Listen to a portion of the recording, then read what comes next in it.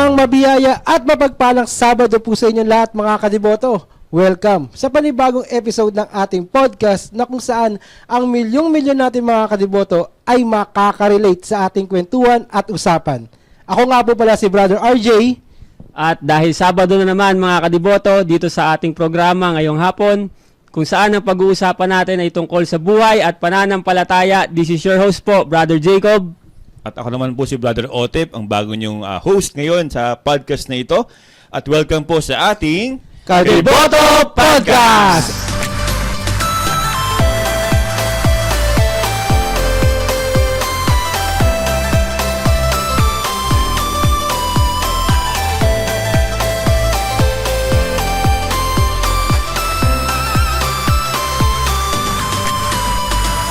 At ito ang Kadiboto Podcast! Nakakalabing dalawang episode na tayo. So, Brother Otep, welcome back. Welcome back. Again? Parang last time lang, last Saturday lang, parang Again? ako yung Yes, nakaupo apo, dito apo. bilang guest. Pero At ngayon, ngayon, at napaunlakan niyo akong mag-host. bilang host, syempre. Medyo nabitin niya ata nung nakarang episode. Nabitin na nakarang Grabe, episode si kwentuhan Brother natin Otep. doon. Sobrang Parang, very inspiring. yes. Actually, sa totoo lang, kulang na kulang pa yun. Yes. Yung time na yun. Pero, again, maraming salamat. At tayo muling pinagbigyan ni Brother Otep na makasama Yes. sa ating podcast. Siyempre, maraming salamat sa lahat ng mga patuloy na tumututok sa ating programa ng Kadiboto Podcast. Maraming salamat po sa inyong lahat, mga Kadiboto. Ayun. Medyo mataas ang energy ko ngayong araw na to. Bakit ba? Kanina ka pa nahahalata. Oo, napansin na nga ni Kanina Press pa, nung Richard. kumakain pa lang Ang taas tayo. na ng energy ko. Sabi ko, 3 bagay lang yan. Yes. Press. Una, syempre, ang guest natin ngayon sa araw na to, ang pagbabalik na minsan na natin siyang nag-guest, pero bitin So, sa pagkakataon na to, di ba sabi nga natin sa last episode kay Brother Otep, Save the best. save the best for last. But wait, there's still more. Yun, di ba? Ayun ang una. Pangalawa, Ako na eh. Ay, Meron, medyo, Meron. Grabe. Oo. Ito na yun At talaga. ito na yun. At pangalawa, syempre, tayo nakakalabing 2 episode na. Nakakatawa isipin, last year, no, pinagkukwentuhan lang natin, na pag-uusapan during NatCon, yung podcast. At ngayon, isipin mo, Brother Jacob at Brother Otep. Episode 12 na. Episode 12 na. Pa-end na ang ating At season pa-end 1. na End ang na ng season season 1. one. Nakakala ko, hanggang season 1 lang tayo. Yung pala, syempre, dahil sa maganda ang ating Feedback. Galing feedback, ng feedback at mga ang ating viewers. mission, di ba, ibahagi ang ating mga gawaing simbahan, tayo magkakaroon ng season. Season 2. Season At syempre, two. mangyayari yan, syempre, dahil meron guided tayo ng Pong Nazareno. Amen, Brother Kaya tayo Jacob. umabot ng 12 12 episodes. Di ba? At And more. And more. Season 2. Yes. At ito na. Ano yung pangatlo? Bakit nagpapataas ng energy sa akin sa araw Bukod na to? sa marami kang kinaing donut kanina, marami sugar. Salamat pala sa nag-sponsor ng pagkain natin. Oo, maraming salamat kay Father Headley Jim. Richard sa pagkain na pinadala. Maraming Happy Press Richard. Thank you. Happy 27th birthday. 38 38 birthday. May balik ko lang. Ano ba yung pangatlo? Ano yung pangatlo? Sige. Maaga pa. Oo nga. Maaga pa. Dahil nakaraan, umaga na. Hiro lang mga kadiboto. Sobrang saya kasi namin dito sa Quiapo Church, dito sa aming team, inaabot kami ng umaga. Sabi nga, ang sarap magkwentuhan kapag sinasareno ang topic. Yes. Parang Amen. yun yung masarap na kwentuhan. Hindi tayo mauubusan, sir, ng topic. Hindi mo mapapansin yung oras. Hindi mo mapapansin na oras na, alas 12 na pala, 12:30 na pala. Pero, mapupuyat ka na masaya ka. Yes. Yes. Fulfilled, no? Siyempre. Fulfilled kasi na yung mission natin. Nakakatawa. Ibigay natin Last yan. personal, interview natin kay Sir Rota pa. Personally sa akin, napakarami ko natutunan nung episode na yun. Oo. Ayan. Bilang Dapat isang talaga ihos. ID. Lalo na bilang isang ihos. Dapat Ano? nag-ID. Dapat nag-ID. At yan ay part ng Human Human formation formation. sa ating kasa. Yes, Di ba? okay, right. Tsaka isa ba natutunan ko nun, paano magpigil ng antok ay Brother Jacob? Pasensya na kayo sa mga kadiboto natin ha kung napungas-pungas na ako nung last episode. Oo. Grabing piglaman niya ng araw na yun. Oo, talagang lahat ng Grabe yung tukod pagdalaga ginawa niya. Kaliwa, kanan. But anyway, Pero nairaos. Yes. Nairaos, Di yes. lang, Yes. di lang basta naitawid, successful yung Success. episode Yes. na yun. Siyempre, shout out sa ating mga viewers Yun, na siyempre. patuloy na nandyan. Since episode 1. Yes. So, Brother Otep, baka may gusto kang i-shout out. Wala lang, patuloy shout out sa ating mga balangays ngayon na ongoing po ang after ng kanilang Balangay Leaders Assembly, nagaganap ngayon ang Balangay meetings. Kasi siyempre paghahanda ito para sa Nazareno 2027. Ilang months Naghahanda na na lang tayo. So pala. ngayon po, ongoing po yung mga patawag sa mga balangays para makausap natin. Sa pagpe-prepare na yan. Sa Shout out 2027. Ilang months na lang. Yes. Ilang tulog na lang kung sasabihin natin nila malapit na. Sa talaga pagtulog. Tulog no? Konting-konti. Konting tulog. Konting-konti. Di mo mamalayan. Di ba? January. January na. And of course, shout out din dun sa alagad ng Nazareno, Diocese of Calibo, sa kanilang 18 years anniversary this coming August 15. Yan. Happy anniversary. Happy anniversary po sa inyo. Alagad Ayan. ng Nazareno. At yun, si Brother Jacob, baka... Wala. Ano naman, shoutout lang natin yung mga kasama natin po sa IOS del Nazareno. Sa lahat ng 6 na IOS na naglilingkod po sa simbahan po dito sa Quiapo Church. God bless po sa inyong lahat at mag-iingat po kayo lagi. lalo na ngayon, sa panahon ngayon, tag-ulan na. Tagulan. Tag-ulan na. Bigla-bigla yung pagbuhos ng ulan. Mainit, tapos biglang Bubuhos yung ulan. uulan. Kaya ingat po tayong lahat sa ating lahat ng mga kadiboto. So ngayon, mga brother, tawagin na Okay natin na? Yes. ang Game na to, game na. ating hinihintay na pagbabalik. Dahil kasi yung last episode nito ay talagang bitin. Biten. Dahil ang naging usapan nun yung kanyang karanasan doon sa kanilang pagmimisyon. Kasama si Brother O, Otep. sa City of Iligan. Iligan. Namit natin Iligan. ang ating mga kabalangay, kadiboto dyan po sa Iligan City. At nung nakaraan, may dala siyang pasalubong. Mm. Ngayon, may dala ulit Meron siya. Talagang di siya nakakaliwat sa atin. Yes. No? Brother Jacob, Brother Otep. Huwag natin patagalin. Tawagin na natin ang ating guest sa araw na ito. Brother Jacob. Apo. So ngayong hapon, habi nga natin, very special tong hapon na to dahil sa guest natin. Tawagin na po natin, Kura Paroko po ng National Shrine and Minor Basilica of the Black Nazarene. Yes. Si Father Ramon J. Licuana. Woo! Sinabi! Oo nga naman. Yan, sa studio. Yan na. Father. Napadaan na naman. Ay! Yan. Anti-aging. Sa lahat ng napadaan, ito yung may dalang lagi pasalubong. Yes. Salamat po. Salamat Welcome po, po, Father. Father Jade. Chicharon. Yes. Hindi ko lang aging eh. Ayun, Father Jade, kamusta po? Ay nako, it's Maraming good to salamat see you. po, maraming RJ salamat po. Jacob, and of Kamusta course po? si Kuya Otep. Magandang pagbati sa inyong lahat mga kadeboto dyan. All over the Philippines. Yes. At saka banggitin na rin natin yung mga sumusubaybay sa atin sa ibang bansa. No? Opo. Sa United Kingdom, meron tayo dyan. Sa Singapore, binati ko kanina sila. Kasi Saturday ngayon no? Pag Saturday dito sa ating simbahan ng Quiapo, ito ay tinatawag nating Pilgrims Day. Yes. Kaya kung pupunta kayo dito ng Sabado, masaya.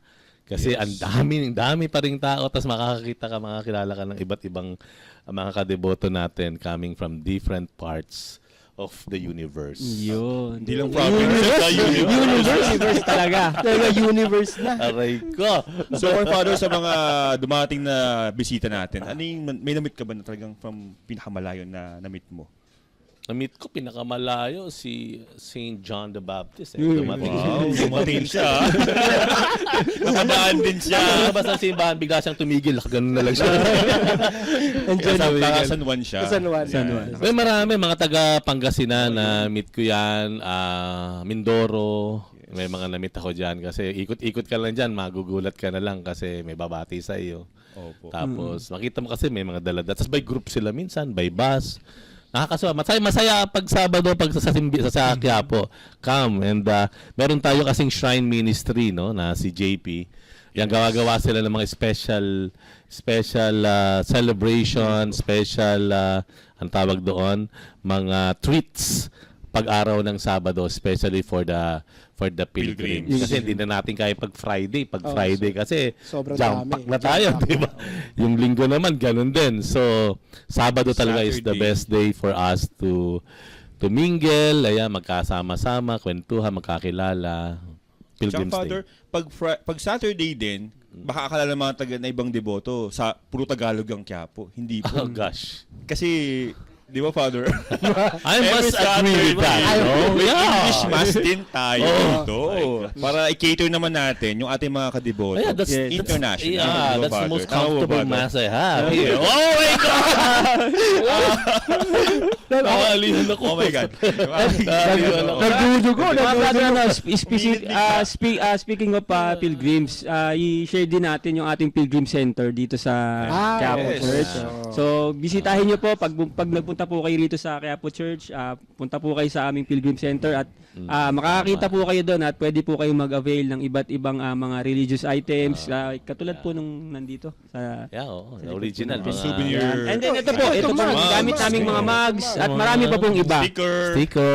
Stickers, mga merch po, mga damit. Merch. meron Yeah. din po. Mga official merch ng simbahan ng Quiapo doon po sa Pilgrims Center natin. And quality.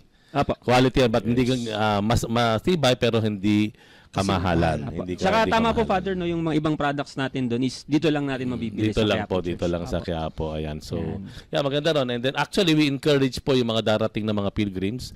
Punta muna kayo dun sa Pilgrim Center kasi aalalayan kayo. Kung may grupo kayo, ang mga sumusulat kasi sa atin, nagpapaalam na talaga beforehand. Tapos pinapasa natin sa Pilgrim Center, no, kay JP. And si JP nag-a-arrange para kung saan kayo dadalhin, pupunta. Maliit lang naman itong Quiapo, ano? Diba natin? Pero parang ang daming pwedeng tignan, makita, maranasan.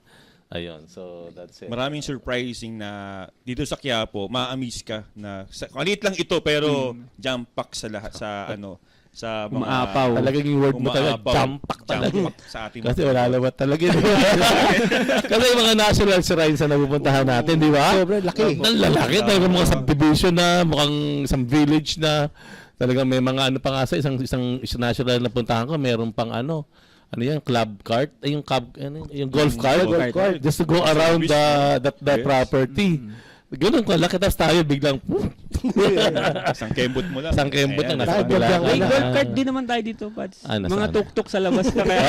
Kayo, tama. Marami tayo niyan. Pero ito gusto ko lang pasalamatan ito mga ihos natin kasi mga feedback ko pag ako lumalabas, pupunta ako sa mga dalaw-dalaw, mga kaibigan. Hanga sila sa pagpapatakbo, pagpapaayos ng ating mga dadalo sa misa. Sabi nila, maayos. Ang dami nga, pero maayos. May mga umaalalay sa iyo. Ganun naririnig ko. So maraming salamat sa mga ihos dyan, mga volunteers natin para alalayan at ayusin yung ating misa. Sa ating mga Ios del Nazareno. Yeah. Mga guardian. Na ready mag-welcome ng ating mga Yes. So, mabuhay kayo. Siyempre, hindi na tayo papalaglin pa. Let's know about more Father Jade, no? Alamin natin kung ano ba. O kasi Sino nung, ba si Father kasi Jade? mga nakaraan, puro napag-usapan na kamusta about nangyari sa Sa Iligan. Iligan, Ngayon, mas lalo nating kilalanin Yes. Ano nangyari si sa buhay mo? Father Jade. Sabihin pa natin kay Father yung guidelines natin sa mga guys. Ano yung guidelines Father, niya? ito po, ano? Baka mag-violate ako. Mag-violate ako eh. Suspend Pats, ako. ano nitong po, si OTV. Hindi naman ba? Sa mga guest po namin, kami lang po ang pwedeng magtanong. May rules po kami. Tapos hindi niyo po kami pwedeng tanongin. Ang rules po dito, Ganon. ang rules po, para mas klaro lang, Ganon. ang guest po is bawal magtanong, ang host lang ang pwedeng magtanong sa guest. Ganon. Bakit parang may iniiwasan kayo? Kaya mas kilalanin natin si Father Jade. Aray ko. Kaya natin patagalin pa. Father Jade, Yes. bago po kayo Quiapo Church muna, no? Saan po kayo galing? Bali, bumiyahe muna ako tapos makarating ng Quiapo. Yun! Oo nga naman. Oo nga naman. Ayun talaga. Kaya yun. lang. Kaya, Oo nga naman. Alam mo ha? Hindi, Sino si Father sino si Jade? Father Jade? Wala pa yung Father. Wala pang yung Father Jade pala. Liquanan Yun. pala. Jade. Doon muna tayo magsimula. Father Jade Ang Liquanan talagang muna. dati kong pangalan talaga, John Lloyd. John Talaga. Lloyd. Hindi, John kasi Lloyd. JL eh. JL Yun lang naman eh. ang pagkakapareho. Other than that, malayo na itsura. Wala. Hindi, ako po'y, of course, taga-Pasig ako as you all know po. At ako'y bunso sa 6 na magkakapatid. And then lahat sila may mga pamilya. Although some of my siblings medyo nauna na kay Lord. And tubong Pasig, tapos nag-inhinyero po, nag-aaral po dyan sa UST, sa UST. Nagtrabaho. Ayan, nagtrabaho po ako. ng mga panahon na siguro pamilya kayo sa C5, ginagawa pa C5. Nung gano'n katanda. Ano? Ay, ayoko C5? sabihin. Ano ba yan? Nabuto ko sa Skyway. Nagkakabukingan. Skyway na. Yabang nito mga to no? Skyway na kasi ngayon, di ba? Ako C5 pa lang. Diyos ko po. So, medyo matagal-tagal na po. Yun, yung mga panahon na yun, nakabahagi ako ng paggagawa ng C5. But other than my profession, ano po ako, naglilingkod na talaga ako simbahan. At age 16 po, ako po ay naging bahagi ng isang charismatic community dyan sa Immaculate Conception Parish, now a cathedral in the Diocese of Pasig po. Ayan. How it happened, paano ako naging involved doon, yun ang very exciting, yun ang hindi siguro masyadong alam ng iba. Ako ay kagaya siguro ng marami sa atin, yung kabataan mo pa, di ba? Masyado kang malikot, masyado kang marami kang sinubukan, marami kang pinasok na buhay, yung ganoon. So, it was medyo yun yung masaya pero magulo no na buhay na parang walang direction kasi well, to tell you honestly, ako kick out. Sabi ko na ba yan? I was kicked out of Mapua muna. Medyo naging pabaya sa pag-aaral. Barkada po talaga ako. Sobra. Mabarkada po talaga ako. Sobra yung... Every weekend po ako. Kahit kung mag-aaral ka sa Mapua, hindi biro-biro ang Mapua. Marami nakakaalam yan siguro. Ano po? Matindi doon. Ngayon nga, parang tri-sem o 4 sems ba uli lahat sila. Biruin nyo, ganun na nga ang eskwelahan pinasok ko. Tapos ang buhay ko, buhay ano pa rin, buhay pabaya. So every weekend, that's kami until sumablay ako sa mga grades ko. Would you believe Eto, sa inyo ko lang sasabihin to, bubulong ko na lang. Secret lang. Secret lang. Secret Sa atin lang. Ay, bulok na. Hindi naman to Hindi naman. naka-record to, di ba? Tayo. Naka-mute. Ano lang po to, million lang. Naka-mute lang. Alam niyo siguro kung sa 11 kong subjects noon sa Mapua, isa lang ang pinasa ko. Imagine anong buhay ang meron ako noon. Kick out na talaga. I-kick out na Oo, natin. ang pinasa ko lang PE. Tapos stress pa, yung 75. Talagang ano talaga. Salanganin. Grabe. Ito pati sila tatawa sa Stress talaga. kulot ba? Roller. Isang ihip na rollers ang tawag namin na rollers no? Stress talaga ako. So, talagang pinagbigyan pa ako ng Mapua ng 1 sem. So, nag-appeal ako. Pinagbigyan ako. Alam mo, di pa ako natuto. So, parang ikayo yan, di ba? Nung bata kayo. Sinaulo pa rin ako. Subject, ilan po hinabasan nyo na? Second sem, akala nila magbabago ako. Even my parents, akala nila magbabago. Hindi pa rin. Barkada talaga ako Barkada. Hindi ko lang nasubukan talaga drugs. And then the rest, parang pagkaraniwan ng ginagawa ng mga kabataan.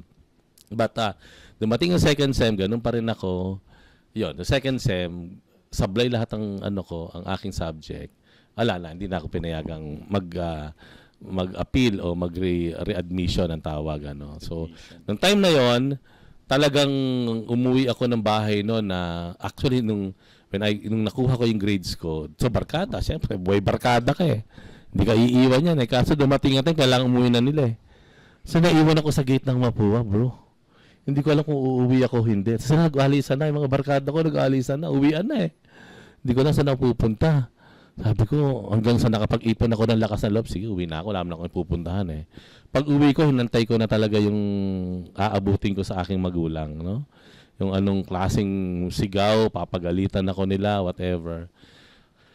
At tapos, pagpasok ko, pagpapasok na ako sa bahay namin, prepared na ako. Walang dapat kang huwag kang magagalit sa magulang mo kasi kasalanan mo rin naman, Nung sinabi ko sa nanay ko, pag nakita ko ng nanay ko, tapos iba mukha ko. Tapos, hindi pa ako nakakaupo. Sinabi ko na sa kanila, nanay ko, tatay ko. Ang nanay ko, medyo teacher kasi nanay ko. Alam mo na teacher disciplinary niyan Nung sinabi ko, Inay, kick out ako sa school. Hinintay ko, pumikit na ako gano'n kasi alam ko naabutin ko. Tapos walang nangyayari. Tapos parang wala. Pagtingin ko gano'n, pagbilat ko, nakatingin siya sa akin. Gano'n lang sa akin. And then sabi niya, kung mag-alala, gagawa tayo ng paraan. May chance pa. So it was a totally different disciplinarian na na nanay ang nakita ko. Far different from what I was expecting. Yung takot mo, Father, na yung, akala mo yung reaction niya magagalit. Oo, pero kasi alaga ako sa unexpected yun palo pa. eh. Wow. Kaya, Alaga ako sa pamalo, latigo. Alaga ako doon. Pero at that time, talagang it was a moment na natatandaan ko talaga na pagdilat ko ng mata kong ganon, wala siyang ginagawa, nakatigil lang siya na ganon. Tapos, words of hope and encouragement na magalala gagawa. so yun yung after nun, Father, kaya kanya lipat ng UST. O, Ay, hindi, yun nga. Ano pa? So naghanap ako, ito na maganda rito. Buti may school Ito sa ito na tumanggap. yung ito na yung Buti ano. may school. Ito Pangilan na yung mo better UST. part na tawag doon. Ito na yung ito yung mas exciting. Ito na exciting for si part ano. So naghanap ako ng that was summer, no? Tagang everyday aalis ako ng bahay. Morning pa lang maghahanap na ako. Babalik ako sa gabi. Gutom, maitim, pagod. Walang tatanggap sa akin. Every day. Kasi Father, wala pang online yan. No? Wala. Talaga, pupunta ka sa mga schools. Pupunta ka talaga sa school. Ano ka talaga schools. pupunta. Eh, siyempre, galing kang Mapua. Alam mo, may konting pride ka. Hahanap ka muna ng mga schools na mas magaganda. Opo. Di ba? Inuna ko yung mga doon. Tapos, galing pa ako ng Pasig Catholic College. So, may pangalan yan. Hanggang ilang araw na walang tumatanggap sa akin, sabi ko sa sarili ko, kahit ano na lang, kahit saan na lang. Hanap na ako doon sa mga tabi-tabi lang. To the point na pumunta pa ako doon sa school na walang gwardiya. Ganun na. Sabi, talo-talo na to, makapag-aral lang ako. Abay, magjujun eh. Magjujun eh. Anong school ba yung walang gwardiya na yan? Tapos tabing dagat, tabing ilog pa. Tapos walang gwardiya. Sabi ko, abay, maniniwala ka kahit hindi ako nakatanggap. Hindi natanggap. Hindi ako natanggap. If I remember it right, mga 10 to 11 universities, colleges na apply ako. Grabe. Lahat rejected ako. And awang-awa ko sa sarili ko noon kasi parang pakiramdam ko, that's it. Ayun na yung buhay ko. Kasi isipin mo, ma-reject ka nga lang ng mga ilang school. Ayun pa kaya, 11. Oo. 11, oh. Chakit kaya? Chakit. Tsaka Tsaka siyempre, dumarating yung point na uwi ka, mas maawa ka sa parents mo. Kasi kung Yes. ikaw hirap, Oo. mas hirap sila. Yeah. Mm-mm. Kung nag-aalala ka, mas alala sila. Alam, nakikita nila, umaga-umaga, umalis ako. Pero yun Tapos yung nanay mo. Pero yung tatay mo, ano pong reaction ng tatay? Ang tatay ko ay a typical tatay. Tahimik lang. Tahimik pero sobrang nag-aalala yon, nagmamahal. Sobrang hinahayaan na lang niya nanay ko ang magsalita, ang spokesperson. Tapos ang tatay ko nandun lang siya, very firm presence. Nandun lang siya to support you. So, bali ano pala, Father, no? Basically pala, na kick out kayo, hindi dahil may ginawa kang kalokohan. Baga hindi lang kayo umabot sa sa grading system lang. Tama Hindi po, no? nagpapasok si Hindi ako Pans. gumawa ng kalokohan, gumawa ako ng maraming kalokohan. Oo. Hindi kasi di ba may mga nakikick out na yung may ginawang kalokohan, kick out agad. Kick out because of failures Failures ng grades, opo, Oo. opo. Kasi ang reason naman ng failures ng grade, hindi rin ako nag-aaral dahil puro ko gimmick. Puro gimmick kasi. So parang hindi pa ako handa emotionally, psychologically for college.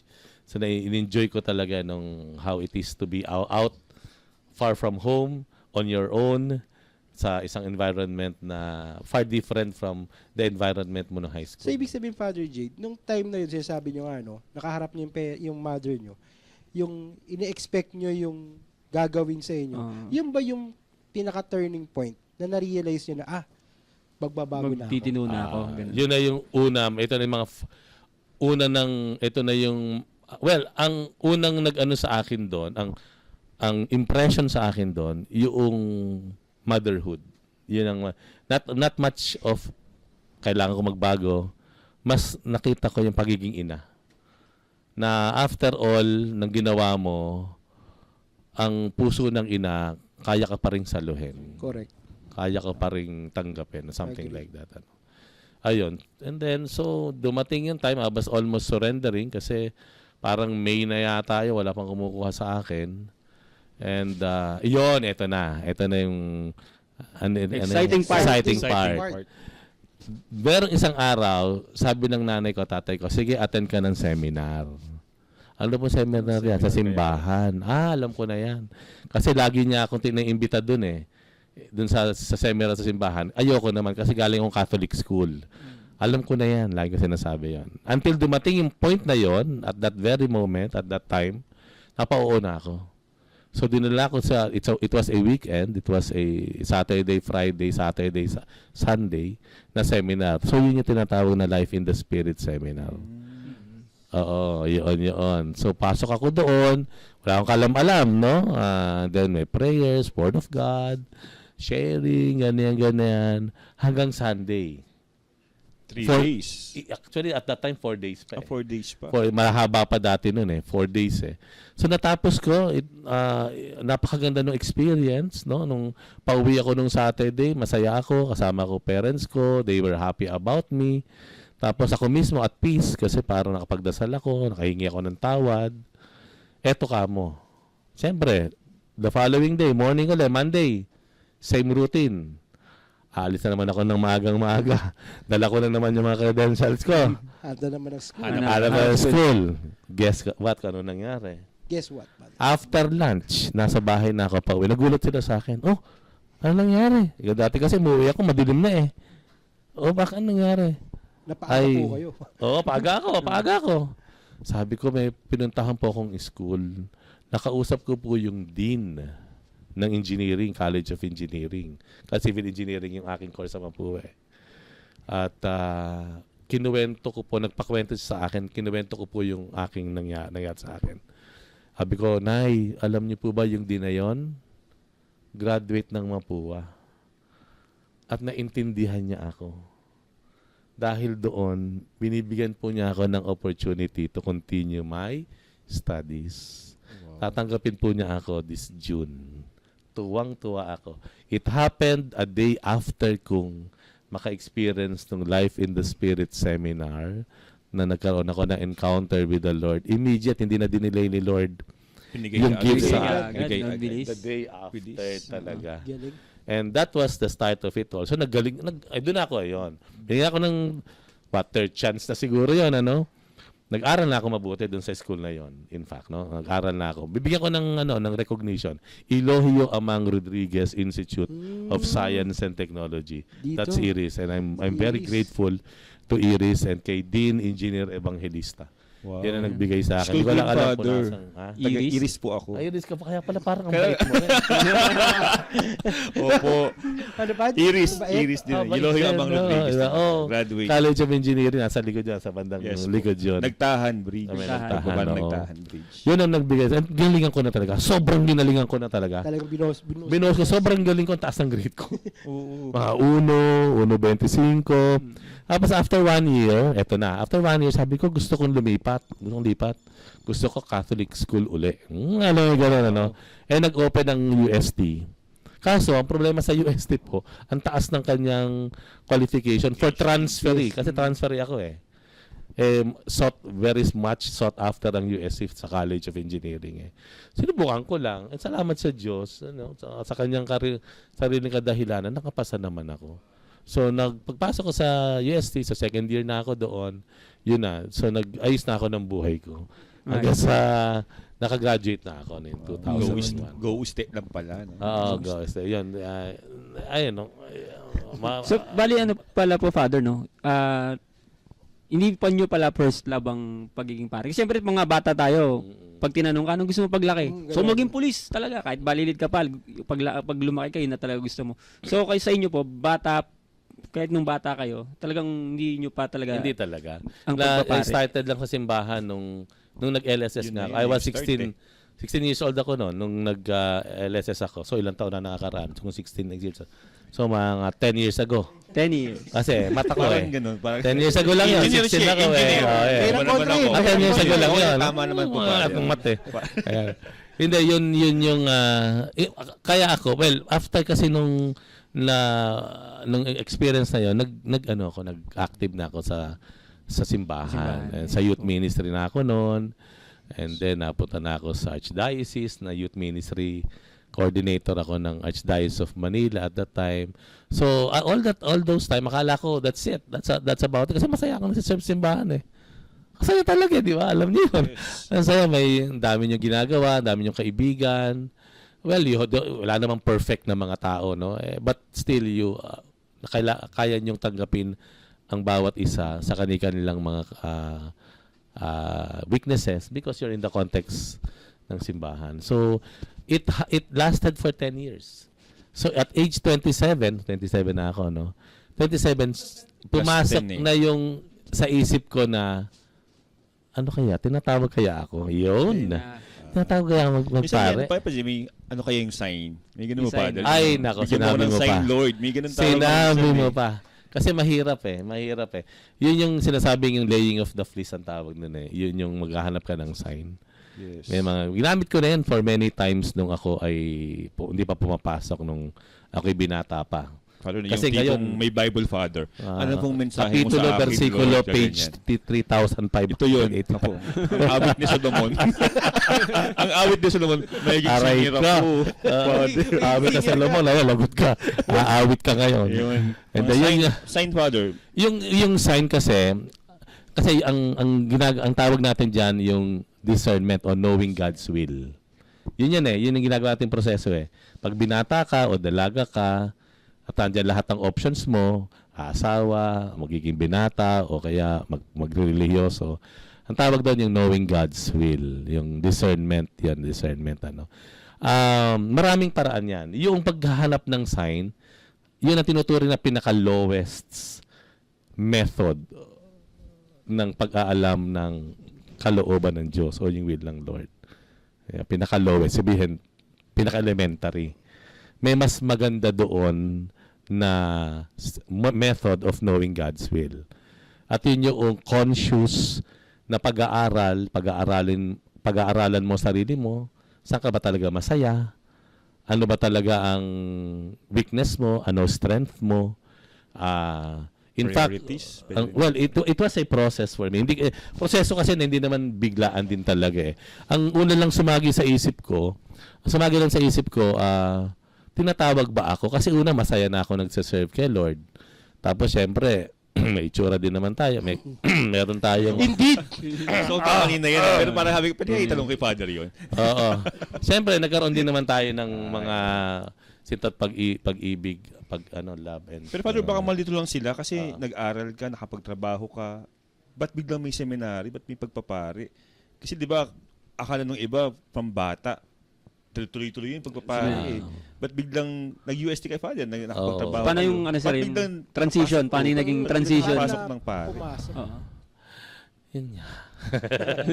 Di parang ano Kasi kada ko uuwi, eto nangyari, no? Alam niyo yan, kasi nandito kayo sa simbahan eh. Pag uuwi ka gabi-gabi, so gabi na. No? Pagod ka pero fulfilled ka. Kasi may nagawa ka. We feel so fulfilled, Lord, no? Pero kada uuwi, gabi na, parang yung lingering question, maliit lang natinig siya na tinatawag ba ako sa pagpapare? Kasi I felt there is more than what I was doing at the time. Meron pa eh. Doon sa ginagawa kong paglilingkod. I mean, at that time, naglilingkod ako sa Archdiocese of Manila. Sa lahat ng parokya as youth ministry coordinator at that time. So, very fulfilling. Manila pa dati, yung the big Metro Manila. From Malabon, Nabotas, hanggang Muntinlupa. Isang Archdiocese lang yan eh. So, ganun ako, ikot ako noon. So, very fulfilling. Pero kada uwi ka, merong tanong na, tinatawag pa kaya ako ni Lord for something more? Yung ganon. So, I started na, may isang gabi talaga na alala ko, particular, nasa C5 ako noon. Kasi bahay namin malapit sa C5 eh. C5 eh. Nagalakad ako noon, sabi ko, parang tinatawag nga yata ako. So, the following day, nagtanong-tanong na ako. So, may mga, vocation, story? Kasi more of vocation to eh. Vocation. Ang sistema, ang ginawa, meron akong si Monsignor J. Bandojo, who used to be the rector nung San Carlos Seminary dyan sa Guadalupe. Tinanong ko siya. Sabi ko, Monsi, paano po ba pag, malaman kung ano yung ako'y tinatawag sa pagpapare o hindi? Sabi niya ganoon, ang gawin mo, maghanap ka ng isang pare, isang may asawa, at isang binata. Tanungin mo sila sa kani-kanilang mga buhay. Sinimulan ko na sa kanya, kay Monsignor J. Pare. Monsignor, hello po. Ano po ba yung pagpapare? Ganun. Kwento siya, ganyan. Tapos hanap ako ng may asawa. May asawa, best friend ko. BFF ko. Kwentuhan kami. Dami niya sinabi sa akin. Ganun ba? Nung ginagawa natin? Censored na yung iba. Ganun ba? O, ganun. Tapos yung single, naghanap ako talaga noon. Kasi ang hinahanap ko yung single blessed, yung bang consecrated single ba. So si Francis Iduralde, who used to be part of the Servants of the Word, yung sa Ligaya ng Panginoon, yun, nag-ano yun eh. Presidente ng bangko yun eh. But nag-ano siya eh, nag-consecrate siya na, nag-vow siya na magiging single forever, serving as a religious consecrated brother. Nagpakwento ko sa kanya, ganun po ba? So, after nung, saka ko, it was left sa akin na, so I was in a better footing na mag-decide kasi at least alam ko yung options ko. Mas maganda mag-decide kung malinaw lahat sa yung option. Correct. Yung lahat ng choices. Aside from that, naglista ako. May listahan ako. Pag ako yung magpapare, ito advantages. Ito disadvantages. Okay. Tapos next page. Kung ako yung mag-aasawa, Ito naman, ito advantages. Ito disadvantages. Kung magiging single blessed ako, binata forever, ito advantages, disadvantages. Naka-record lahat yan. So, matagal yan. Yung process Oo, it's so. Yun ang tinatawag, yun yung conscious na discernment. Hindi ka lang nag-iwan ng, Lord, bahala ka na. Pag may dumating, may bumaksak na puting bulaklak, yunawin mo. Hindi ganoon, di ba?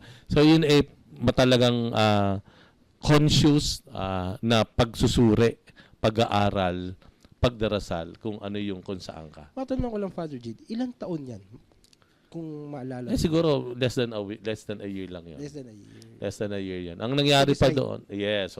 So, dahil ako nga ay bunso, so ako'y sabihin mo ng mama's boy, sabihin mo ng ganon, papa's boy, okay na. Okay lang ako doon. All my life, before, ang parents ko ang nag-decide for me. Kasi ang sinundan ko, 10 years apart kami. So, imaginein mo, ako yung baby sa bahay.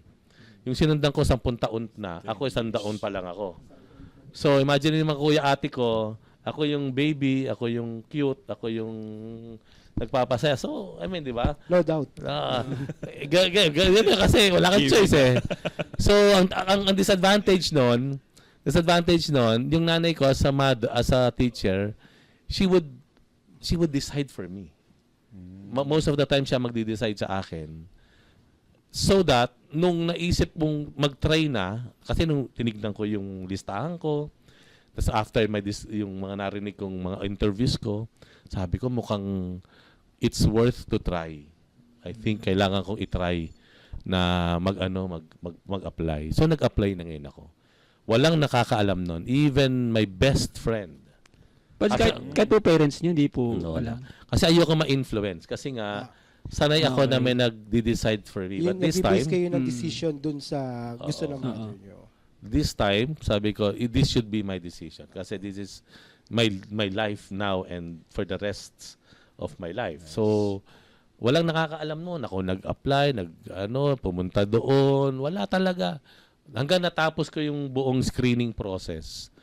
Until, yun nga, naalala ko pa noon eh. Kasi din nag-apply ka sa seminaryong ito, Holy Apostles. That's Holy Apostles Senior Seminary. Ito yung pinasukan din dito. Holy Apostles Senior Seminary po, yan po yung nasa loob ng ang San Carlos Seminary Complex sa Guadalupe, Makati. Ito po ay tinayo ni Cardinal Sin at the time, in 1984. Kasi at that time, there's a phenomenon na maraming mga professionals na ang age ay mas advanced na nagpapare. Na pumapasok sa seminaryo. So, sinubukan yung ipasok and then nakita effective siya. So, since then on, meron na talagang seminaryo for professional, doctors, mga pumasok yan, doctors, yes, dentists, engineers, dentists, lawyers, marami, all sort of professional. Yan ay, basta merong at least 4-year in college course na tinapos 2 years and at least 2 years work experience. Yun lang naman ang minimum requirement nila. Tsaka age father. Ang age, 25 to 40. 25 to 40 kasi nung ulang tinayo ang HAS, walang maximum.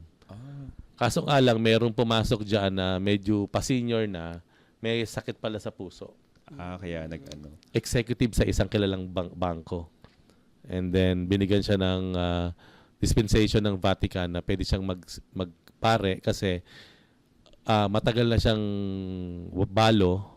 Beauty Ang mga lang. anak niya, lahat professional na, nasa abroad na, nag-iisa na lang sa buhay. Tapos nag-serve siya sa simbahan for many, many years na. And lahat ng mga factors na ito na considered ng Vatican, binigyan siya ng permission na mag-apply sa seminar at natanggap siya. Kahit may edad na, di ba? Kahit may edad na. Kaso nga lang, yun nga May lang. sakit. May- Nagkasakit siya eh. Tapos, sadly, pumanaw siya. Since that time, dahil sa nang pangyaran, binaba na yung maximum. So, naging 40 na. So, sa HAS ngayon, sa Holy Apostles, 25 to 40 years old. Pumasok ako doon 27. Ang nangyari pa, alam, marunong manukso ang Panginoon eh, no? Nakikipagtaguan ako sa Panginoon eh.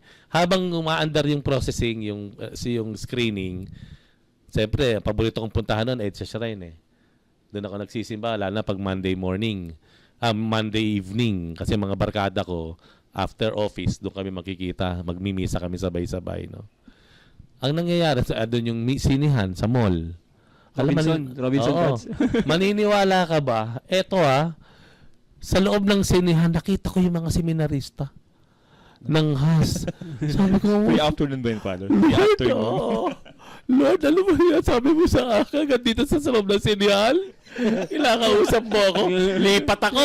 Isang abang araw, punta ako, Mega Mall na lang ako. Mega Mall. Ayaw ko lang Mas doon. malapit May doon. seminarista doon eh. Maliliwala ka sa cinema sa Mega Mall. Nakita ko lang sila. Sinusundan ka talaga, Pads. Lord na, ikaw, nakikipagbuhan siguro si Lord sa akin. But eventually, of course, hindi na naman nakabase doon ang decision ko. Yes. It was a very conscious decision. Now, ang tanong, what triggered? Ano talaga yung nag-trigger na diretso na? Ayun. Ipurso na. Eto Tuloy na.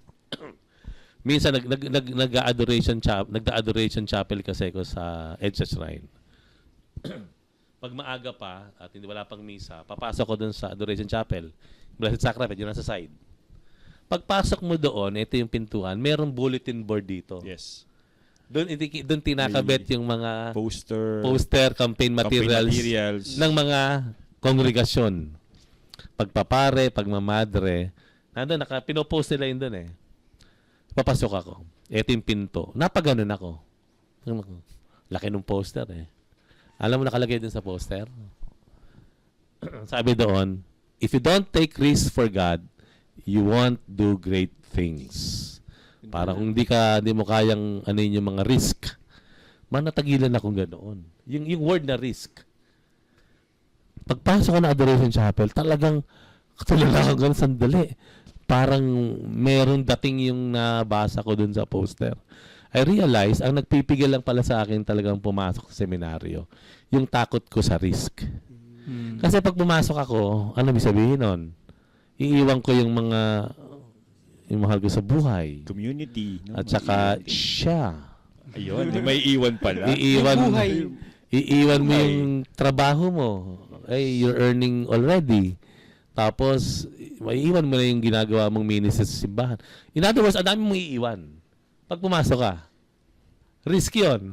Kasi una, hindi ka sigurado magiging pare ka. Yes. Paano pag hindi ka natuloy, pagbalik mo na, doon pa rin ba yung mga yan? Yes. So I realized, ito pala. Kailangan tapangan ko sarili ko. So, ibig sabihin pala, Father, nung nag-decide ka na mag-undergo ng screening, mag-seminary, hindi pala totally buo yung loob mo, Pads, na Di ba? magpare Actually, talaga. in fact, pag pumasok ka sa seminaryo, hindi ibig sabihin na 100% pa ka magpapare. Decided. Hindi. ganun ba siya? Actually, ang seminary is a place of discernment. Tutulungan ka ng seminaryo para magdasal, magsuri, pag-aralan ang iyong bukasyon. Yun. Kaya hindi lahat ng papasok 100% ka. Pumunta ka lang doon kasi meron kang nararamdam at nakapasa ka sa screening, nakita ng mga pare, may potential siya. May possibility na magpapare ito. Pero hindi 100%. Part lang ng process mo yun to decide kung magpapatuloy ka bilang. Kaya, yung iba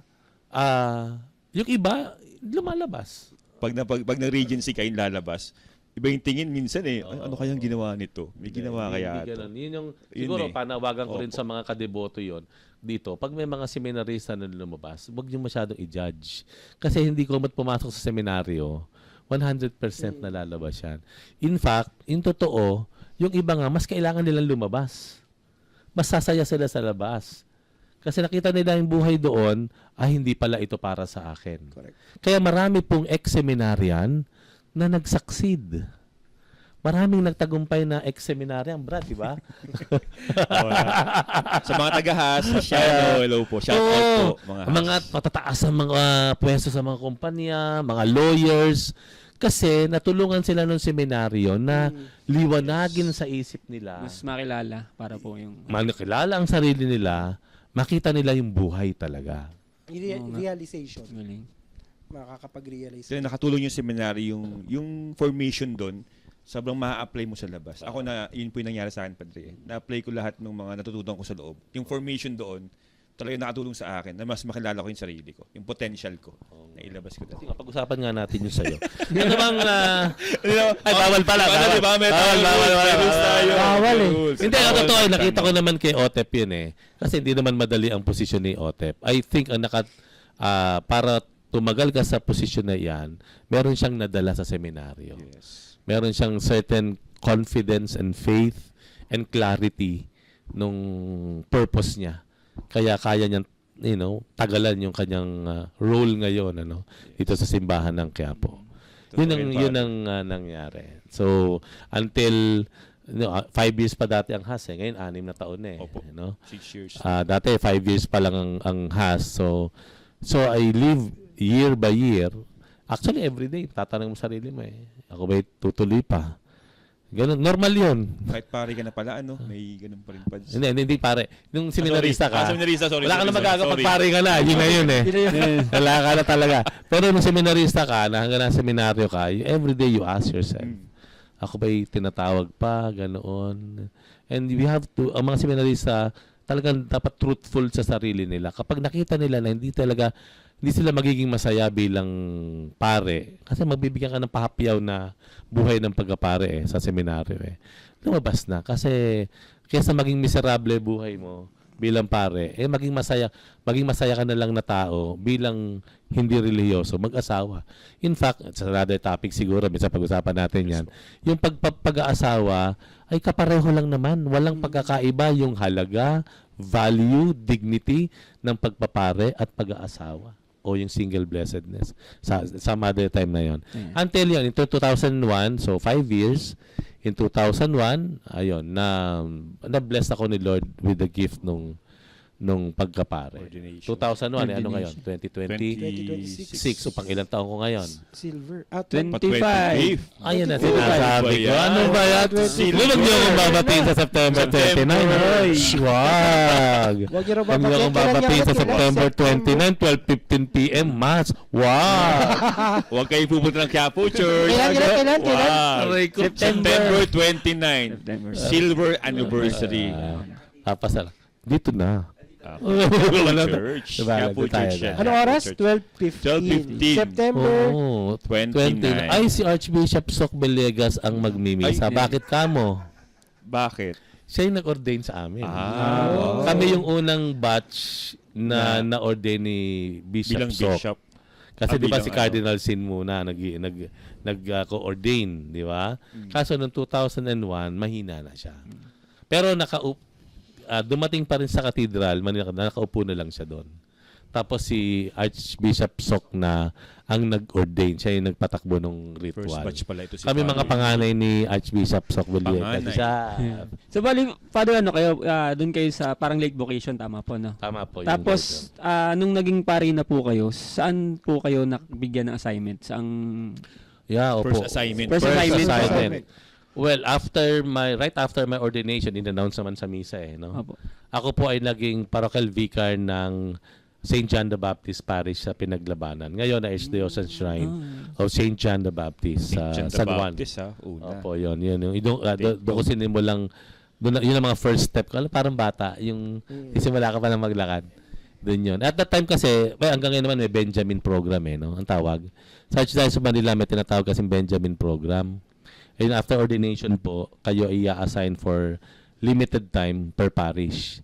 Parang ipaparamdam sa iyo kung paano maglipat-lipat ng assignment So at that time ng unang parokya ko for the first 2 months kasi 2 months lang ngayon, matagal na ngayon. 6 months yata. 6 months na yata ngayon eh. Dati 2 months na sumunod doon, napunta ako sa Espiritu Santo Parish dyan sa Tayuman. Tapos napunta ako dyan sa San Roque Parish dyan sa Sampaloc. San Roque. Ayan.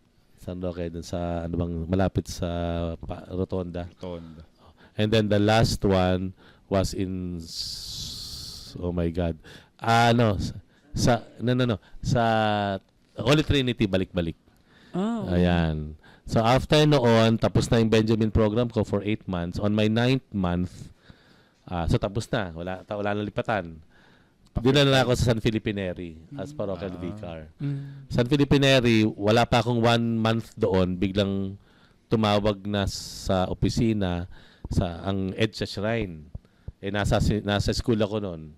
Nagmimisa sa elementary school. Pagbalik ko, sabi ng secretary, Father, tumawag po ang EDSA Shrine. Kakausapin daw kayo ni Bishop Sok. Ayun, So, ako kinabahan na ako noon. Alam ko na yun eh. Alam ko na yung sistema ganyan. Punta ako doon, kinakabahan yun. Din sa sinabi ni Bishop Sok na, payag ka ba na maging parish priest na? 9 months pa lang akong pare eh. Parish priest agad? Kayo po, sabi kong gano'n. Sige, parish priest ka sa Our Lady of the Most Blessed Sacrament Parish sa Pasay. Sa Barangay 201. Yun ang unang parish ko. So, of course, umuuna ako. On my 9th month, nandun ako sa Pasay as parish priest. And I spent the next 10 years doon sa Pasay kasi doon pinatayo yung simbahan. Napatay yung bagong simbahan. Ayun. So that's the first parish ko as parish priest. So yung pagiging engineer, Father, nagamit niyo pa rin doon? Yun nga. Yun ang wisdom ng Diyos, di ba? Pagiging engineer. Kasi alala ko sabi ni Bishop Sok eh. Sabi ni Bishop Sok, okay ba sa'yo kung doon sa Our Lady of the Most Blessed Sacrament Parish? Sabi ko, ay, kayo po. Alam ko yun kasi kumakanta kami doon nung kami ay seminarista, nangangaroling kami doon eh. Kasi ang parish priest doon si Father Vic Apasible, who was also a alumnus of Holy Apostles. Kaya alam ko itsura, na parang chapel lang siya. Sabi ko, opo, okay lang po. Sige, papatayo mo yung simbahan. Okay. Kasi alam ko na. Okay. So, yun.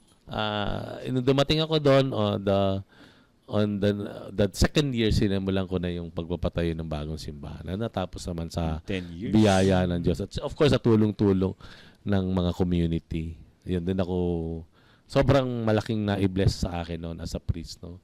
I have beautiful memories and experience na dala-dala ko na I'm sure nakakatulong sa mga susunod ko mga yun yung from Pasay, Father. Yung second as parish priest na. After 10 years ko doon, ayun, tinext na ako na at that time, I was asked by Bishop Pabilio. Yan, kasi auxiliary bishop na siya ng Manila noon. Sabi, gusto mo bang mag full-time? Kasi at that time, may plano sa Archdiocese of Manila, 1 priest, 1 ministry. So magpo-full-time ka. Kung parish priest ka lang. Ang assignment ko noon, kasabay ng pagiging parish priest, yung commissioner ng Commission on Youth of the Archdiocese of Manila. Ang naano ko ni Bishop Pabilio, magpo-full-time ka as commissioner ng youth sa Archdiocese of Manila. Nang walang hawak na parokya. Wala nang iba. Oo. Kasi nang plano yun, uusa-isahin na yan eh. Kasi ang nauna dyan si Father Jenny Diwa eh. Nag-iisa siya, yung single assignment niya is Liturgy ALC. Sa Archdiocese Liturgical Commission. So ako yung magiging pangalawa. Yun ang siya ang pattern, siya yung model eh. So sabi kong papunta rin naman doon, sige po, Bishop. So mabigat man sa kalooban ko at ako'y siyempre 10 taon mong kasama yung parokya. So I had to leave yung parokya ng Blessed Sacrament. Nag full time ako sa youth, For 3 years, for the next 3 years, nag-iisa po akong yun ang single assignment ko. Takatutok talaga ako sa youth ng Archdiocese of Manila. And at that time, pinamili ako saan mo gustong tumira kasi wala kang parokya. So pinamili ako. Sabi ko, pwede po ba sa Manila Hotel? Oh, wow. Joke. Hindi, paano kayo? Pinamili ako, bahay pare. Yun ang mga option mo lang naman dyan eh. Bahay pare, seminaryo, San Carlos, at kung saan sa mga facilities na pag-aari ng Archdiocese. Ang napili ko, yung Our Lady of Guadalupe Minor Seminary. Ito yung sa Guadalupe rin. Yung seminary for high school. Ayun. So, doon na napili ko. So, doon ako tumira for 3 years. Na wala akong assignment sa seminaryo. Tumutulong lang ako magmisa o magpakumpisal. Pero ang full time kong task is sa youth. Sa Youth Commission So, of Youth. that's to 2012 to 2015. 3 years. Kasi noon Father, sa yung Commission on Youth, so anong parang kinikater ba yung term nun? So yung mga batang nagsiseminaryo po ang inyo pong ginaguide po doon, tama po ba? Ano po? Hindi po, yung Commission on Youth ng mga dioceses, ito po yung nag-aaruga, gumagawa ng programa, strategize, journeying sa mga kabataan na nasa simbahan. Ayun, nakalagay sa yung kunyari yung campus ministry, parish youth ministry, dormitory okay. ministry, Okay. campus, dormitory, AYOM, yung Archdiocese Young Youth adult. Organization and Movements, Young Adult Ministry, yun yung 5 ministries under the Commission on Youth. Yun ang aking pinaglilingkuran noon, actually, yun. So, ano po yan, full-time ako Father? doon. Di uma-attend din kayo ng mga World Youth Day before? Yes. Yun naman ang perks na. Oo Yun ang nga perks na kapag ikaw ay nasa Commission on Youth, kahit ayoko, mapipilitan kang pumunta ikaw sa... in charge eh. Mapipilitan Oo, kang pipilitan pumunta ka kahit- talaga. Pumunta ka ng Wala kang Germany. choice. Wala kang Attend ka choice. sa World Youth Day ng Germany. Walang Ganun. Mapipilitan yan. 2005. Tapos mapipilitan kang umattend sa pumunta sa Australia. Kasi 2008 sa Spain, 2011, 13 sa Brazil, Every 16 sa 4 years Panama, went by. 19 sa dami, no? Pakiramdam At pa. least, Talaga. next year kaya? Saan kaya ang... Next year. Korea. Korea. Korea. Lahat ng Pero actually, mga- mula noon, nakasama na ako sa lahat ng World Youth Day. Kasama ko pa nga si Monsignor Ding eh. Yan, laging nakakasama ko yan. So yun naman, nagpalawak din ng aking kaalaman, karanasan kung paano paglingkuran ng kabataan. Kasi makikita mo kung paano makipaglakbay sa kabataan sa iba't ibang kultura at iba't ibang lahi. Iba-iba kasi talaga. Pero grabe yung journey ni Father kasi nung bata pa kay Father, di ba? Nag-handle kayo ng mga youth, biglang yung sa youth ministry ng Arkham na handle niyo. Ngayon naging pari si Father. Yun pa din. Nasa youth pa din yung kanyang nandun pa rin. mission. Kaya ano, youth na youth kasi. Very youthful pa din. Kaya yun, pati ugali, bata. Kaya nga. Isip bata. Kaya jive na jive ni Pads yung mga Yes. nauuso ngayon. Yes. eh. Gen Z. Aray, hindi siguro Gen Z. nakita nung Archdiocese of Manila, nung naging pari ako, alam nila, nanggaling kasi ako sa youth ministry. Ang bukasyon ko lang siya. Kaya nung naging pari ako, inassign ako sa youth Design din. pa din. Ayun po. Kaya for the next 25 years na akong pare, 23 years of my life, ako yung naglilingkod sa kabataan ng Archdiocese of Manila. Ayun. Tapos, ito, yung 3 years ago, 4 years ago, nakuha naman ako sa Episcopal Commission on Youth ng CBCP. So, it's, yung Hindi nga lang Manila. Mm. Buong ano na. Pero curious lang po, Pilipinas Father. na. Ano lang, curious question lang. Sabi mo, may bukasyon yung isa dito, na kinikiliti na ni Lord. Hindi ba, sabi niyo po kasi di ba marami na kayong World Youth Day na napuntahan o na-attendan.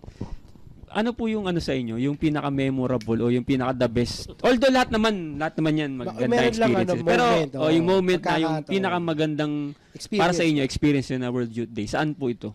Most memorable. Hindi makakalimutan. Yung hindi makakalimutan, yung World Youth Day. Siguro yung pinakauna, kahit yun ang pinakamatagal, na siguro pumapalyapal na yung memory ko. Pero kasi yung una, 2005 sa Germany yun eh. Yung unang linggo namin doon, nasa bundok kami. Nasa Falkenroda. Kabisado ko pa, no? Nasa bandang gitna siya ng Germany. Napakalamig po. Napakalamig doon. Nagte-tent lang doon ng mga tao. Nakatent lang sila. Kasama namin, iba-ibang European, iba-ibang lahi. Yun ang unang-una kasi. So, hindi siya ganun kadali. Pero kasi bata pa ako at that time, kayang-kaya ko pa no. Tapos hanggang napunta kami na dun sa anong lugar 'yon. Ayan na sinasabi Sa ko ano? Sa main city ng Germany for the World Youth Day proper. Yun siguro yung pinaka memorable kasi nga nangangapa ka pa roon, first time kang magpunta ng Europe. Actually hindi lang 2 months 'yon. Hindi lang 2 weeks kasi before the World Youth Day sa Germany, yung mga paring kasama ko, nag-ikot na kami. Di ba?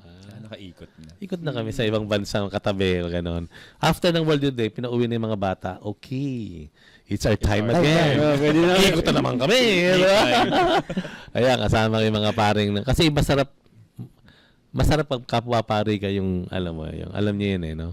Alam mo, pare-pareho kayo ng takbo ng utak So punta kami sa mga simbahan din naman ang pinupuntahan namin actually, no. Mga explore namin mga simbahan sa Italy. 'Yun. Kaya 'yun ang memorable. Siguro the most enjoyable, marami, but one particular ito nung 2016 sa Poland. Bakit siya one of the most enjoyable? Kasi kailan lang text sa akin si Otep Salita. Yung dating youth Salita. dito, hindi ikaw. Si Otep Salita, yung PYM dati dito.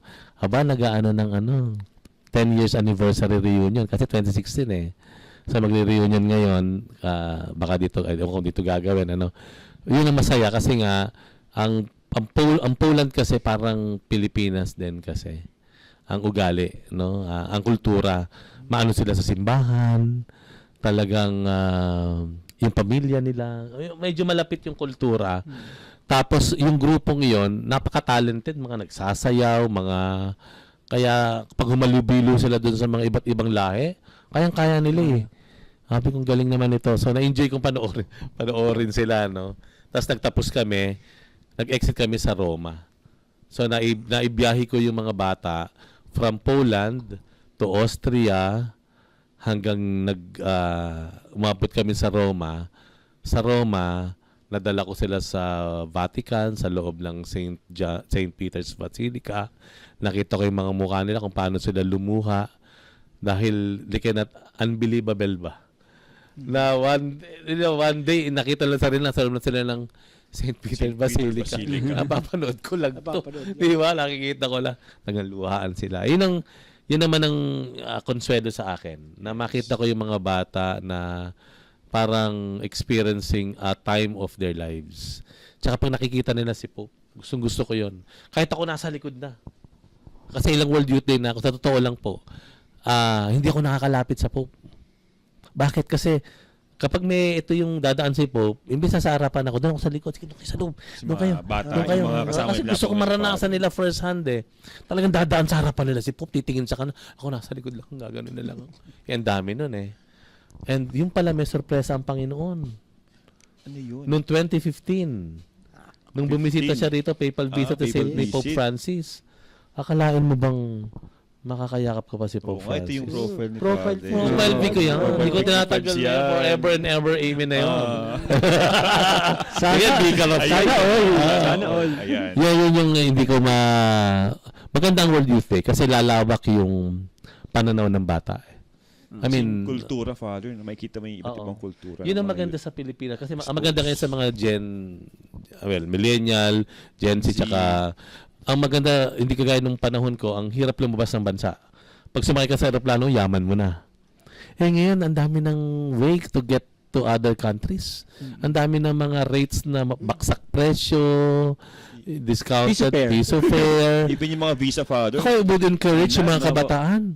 Tignan niyo yung ibang bansa. Hindi naman sa no? Makikita ninyo na meron pa palang igaganda Pilipinas. Kasi kapag nakakulong ka lang sa bansa natin, akala mo yun na. Ito lang yung yung iyong sukatan mo.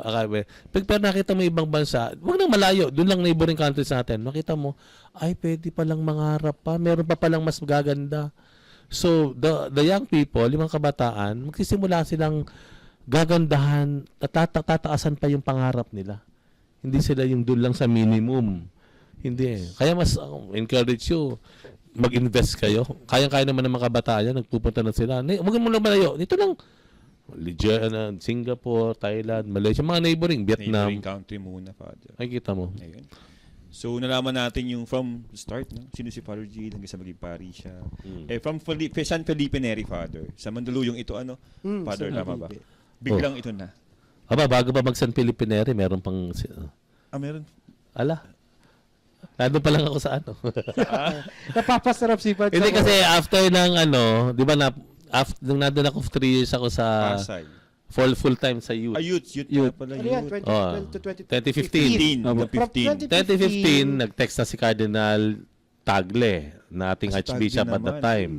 Tinext siya sa akin kung gugustuhin ko ba rin maging formator sa San Carlos Seminary. San Carlos Seminary. Formator nga pala si Father. San Carlos Ilang Seminary. years kayo ron, Pads? Doon ako the next 7 years. Doon ako inabutan ng pandemic. Pandemic. Doon So, ako that time inabutan. wala pa po kayong simbahan na Wala, formator ako Formator doon. po. Hindi siya, ang posisyon kasi mga 10 kaming formator na pare doon kasi malaking seminaryo ang San Carlos Seminary eh. Merong propedeutic, yung mga pre-college, may philosophy, meron ding theology. So, ang dami naming pare doon. And isa ko doon sa mga 10 pare na formators. At doon ako nag-10 years. From 2015 to 2022. Yeah. Kung saan niya 22. inabot na ng pandemic si Father Jade. Oo. After After ng nun. Father Jade, saan na po kayo napunta? So, after noon, 20. ay ikutan na nun eh. Ito na ikutan na. Ay. Ikutan na yan. Ito yung sabay-sabay na nag-ikutan kami. Ako napunta sa San Felipe Neri. Si Bishop June, o Father June, napunta rito. Sabay-sabay yon on that year. Ikutan lahat yan. Ano yan, Father? General reshuffle yan. Cardinal Advincula. Cardinal Advincula na yan. Pagdating niya, nag-reshuffle. Nag-reshuffle Yung na. Filipinery po, di ba yun kay Father Hans po? Tama? Doon po. Doon galing si Father Hans. Opo. Doon galing si Father Hans. Alam mo ba, Brother Jacob, minsan din akong nag-serve sa San Felipe Neri. Oo. 2020 to 2021. Time ni Father Pandemic Hans. yun, ah. Pandemic Yes, din yun, pandemic. Kami nag-assist sa labas ng mga parishioner. Di ba may mga circle doon? Mga nag-check ng mga temperature. Yan, yung mga Ba, timers. taga doon ka? Taga Mandaluyong po kasi ako dati. Kaya pala. Kaya pala. Kaya pala kakasundo. Masarap pagkain doon. Kaya pala. Masarap ang pagkain sa Oo. Mandaluyong, sabi Masarap. ni Father Jade. Doon ako 2020 to 2021. Time yun ni Father Hans tsaka ni Father Mon. Yes. Nung time na yon. So, 2 years din. Shoutout nga pala kala Sister Lek. Yan, tsaka kala Lek. Oo. Brother June Magturo. Yan. Ayun po. So, from San Felipe Neri, then, Quiapo Church na. Yun na nangyari. Dapat 6 years yan, di ba? Opo, 6 6 years yan years dapat yan. So, but So parang Father yung tanong mo daw, tatagal ako dito, 6 years. Ganun yung mindset nila eh. Pero biglang may tumawag. 2025? 25. 24. Hindi, early 25 din nga yun. Ay, Early. early Early 2025. 25 ba yun padari? 24. 2025. 2025. 2025. Di ba? Nung si Father June ay naging obispo ng That's 2025. nag-ikutan, naglipatan, di ba? January, ordination. February ako dumating dito eh. Opo, January February ordination ako dumating yan. eh. Tapos, Oo. ayun. So, yun nga, nagulo lang ang rotation nun. Kasi may aalis na isa, tapos ako nandun sa San Felipe Neri, ako yung kinausap. Ako yung kinausap ng kardinal. So, ako naman hindi na. Wala naman ako tinanggihan sa lahat ng assignment. Wala akong tinatanggihan. Nung naging pare kasi ko, parang inilagay mo na sa kamay ng Archbishop ng simbahan ang buhay mo eh. Kung saan ka i-assign, go. Kung saan ka, wala kang pipiliin. Malaki, maliit, no? Malayo, malapit. Yun. So, yun ang, kaya in 2.5 years ako sa San Felipe Neri, si Bishop June, 2.5 years din dito. So, lumipat na ako dito. May lumipat doon. Father Jade, kamusta yung naging transition? Kasi from San Felipe Neri, tapos napunta kayo dito sa Quiapo. Quiapo Church. Naging challenge. Chaging Nung nalaman mo, challenging. Ay, hindi mo, Challenge! Nung nalaman mo, follow. Ano? Ano Wala, ordinaryong buhay. Hindi, anong feeling nung nalaman Quiapo niyo po na Church. Quiapo Oh, Church? nalalaman kayo? mo, Well, Father Jay. anong Yes, ay- pakiramdam? Oh, Well, nalaman mo. kami mga pari naman, kahit wala kami sa Quiapo, may idea naman kami kung paano maging pari sa Quiapo. In fact, hindi ko naman talaga first time na umano rito. Kasi nung ako'y batang pari pa, nagpapakumpisal na ako dito. Tigda 2 oras, lagi ko nandito, linggo-linggo, pag Friday, na pupunta ako dito. Tapos, yung mga dati ng rector, pupunta ako, nakakausap ko na sila, papagawa ko ng salamin dito, drop by ako dito. May mga ganunan, pero mga short encounter lang. Hindi talaga ako yung tipong nagpa-parochial vicar dito. Hindi talaga, no? So, nung dumating ako dito, salamat kay Bishop June kasi malaking bagay yung mahaba naming marami kasi it was a process for us. Of course, wala nakakaalam noon, kaming dalawa lang yon na binibigyan niya ako ng mga orientation, binibigyan niya ako ng information, inihahanda niya ako. Until yung time nga na kailangan na siyang pumunta talaga ng Bataan. Balanga po. Balanga, tapos ako kailangan ko na rin iwan ng San Felipe at pumunta na rin dito. So, pagdating naman po dito, ay siyempre kung ano lang yung dala ko, yun lang ang magagamit ko. Sabi ko lang kay Lord, bigyan mo lang yung amang dasal ko noon, Lord, yung truth lang. Pakita mo sa akin yung katotohanan sa mga tao, katotohanan sa pananampalataya. Gusto kong makita yung tao, kung ano yung nasa loob nila. Alam, pagtingin ko ganun kunyari, kay Michael, alam ko ano nasa isip niya, ganun ba? Yun ang gusto ko lang para at least alam ko paano siya kakausapin, kung paano ko siya matuto. Yun ang dasal ko talaga. Alam ko, Lord, bigyan mo ko ng mata na makikita ko. Hindi ko lang kung posible yun, superpowers yata yung hinihingi ko, no?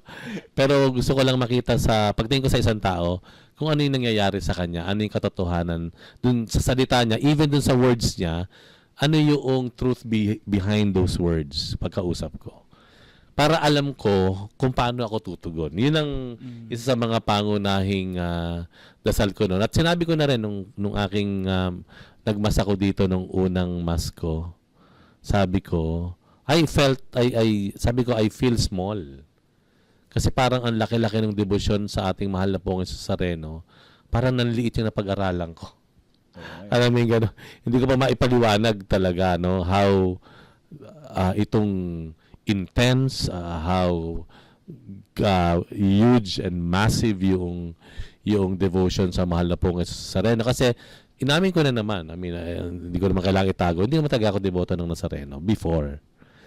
Hindi ko talaga, kasi taga-Pasig ako, alam niyo naman, kulong ako sa Pasig eh. Di ba? Ako'y anak ng teacher, no? Labas nga lang ako nung kolehiyo ko eh, napunta ako na Mapua. That's the only, kaya wala akong masyadong connection sa Quiapo, But nung nandito ako, doon ko naalala, na ang kuya ko talaga, one of my kuyas, dalawa naman ng kuya ko, yun sobrang deboto. Sobrang deboto ng Nazareno yun. Kahit saan yun. Galing ng abroad. Minsan, diretso pa rito yun. Aalis, pabalik na abroad, pupunta ulit rito, magpapaalam. Hindi ko naiintindihan noon ng time na yun. Nasa simbahan na ako pero hindi ko pa maintindihan. No? Tapos, it was here na nagkwento na yung aking eldest sister, yung aming ate ko panganay. Yung pala, eto nga pala, namana ko pala sa tatay ko ito. So, ang tatay ay isang Ang devoto? tatay ko pala deboto. Isa pa lang ang anak nila. Ang tatay ko kasi pa nagtatrabaho sa Greg Shoes sa San Juan. Gumagawa ng Greg Shoes. Ang nanay ko nagtuturo sa Pasig. Ang gagawin ng nanay ko, pupuntahan si tatay ko sa San Juan, susunduin sa opisina para pumunta sila dito sa Quiapo. Dahil si tatay ay deboto pala. Kaso hindi ko naman siya matatanong kasi baka magsalita eh. Natakot ako bigla. Hindi ko naman biro. Okay ka na dyan. Tatay ko pala talaga. Katantuan naman ako. Sabi ko, ang galing minsan yung fathers, hindi mo agad immediately makikita yung effect sa anak mo. Pero sooner or later, magbubunga yun eh. Naka-instill sa puso. And then ito, ayun, ngayon, I'm so happy. Salamat sa Panginoong Jesus Nazareno kasi napakadami na niya ring milagro sa akin, no? More than 1 year pa lang ako dito, pero to tell you honestly, marami ng milagro sa akin ang Poong Jesus Nazareno. Amen. Amen. Ayun. So, grabe, no? Grabe. Grabe yung journey, no? Oo.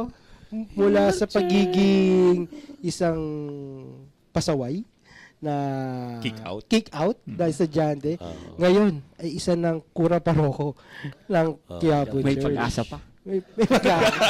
Hindi, wala Kick out naman. din ba? Hindi naman po ako nakikout. Di naman ako. Pero ako po yung nakatali na. Kaya wala nang Yung pag-asa. anak na lang.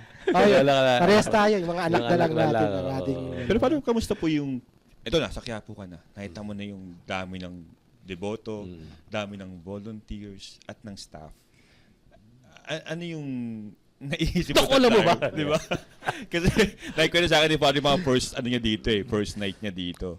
Very memorable kay Father yun. Yung first night niya. Na-vlog pa niya yun.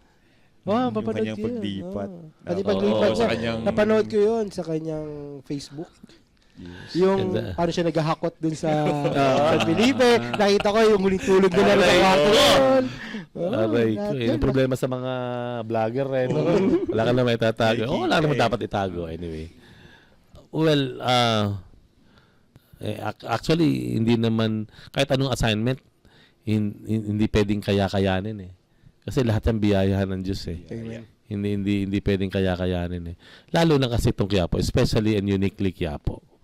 Dahil, I don't know kung anong si Cardinal. I mean, the fact na nilapitan ka ng Cardinal at kinausap ka, so ako ay trusted na pinag-aralan yan, kinonsulta everyone. So, siguro at that time, ako yung nakitang pwedeng immediately pumalit. Yan. Kaya, so, wala akong nakikita. Pero, still, I feel small, no? I feel inadequate. Kaya, laging naka-rely lang ako talaga sa, sa awa ng mahal na Pong Jesus Nazareno. Kasi kung ako lang, hindi kaya no? Pero sa biyaya lang talaga niya kapit lang ako doon. Tapos, yan, yung personnel kayo, mga volunteers, mga ihos, yan, kapit-kapit lang ako sa inyo. I'm still learning. I still have to learn a lot of things. Marami pa akong dapat malaman, makilala, maunawaan. Kailangan lang mapalalim pa yung aking debosyon. Kasi ang debosyon sa mahal na Pong Jesus Nazareno ay mahigit 100 taon pa lamang, no? Kayo talagang nasa sinapupunan pa lang kaya tayo ng mga nanay ninyo. May mga deboto na kayo, mga nakapaan na yata kayo nun Mula sa mga lolo ko kasi. Ayun. Salin lahi, kumbaga, salin lahi. Diba, may ganun eh. Kaya ako, more than 1 year pa lang ako. Pero siguro pinagdasal din ako ng tatay ko ng mga time na yan. Tapos yung kuya ko rin, yung dalawang yan no? Ang ano eh.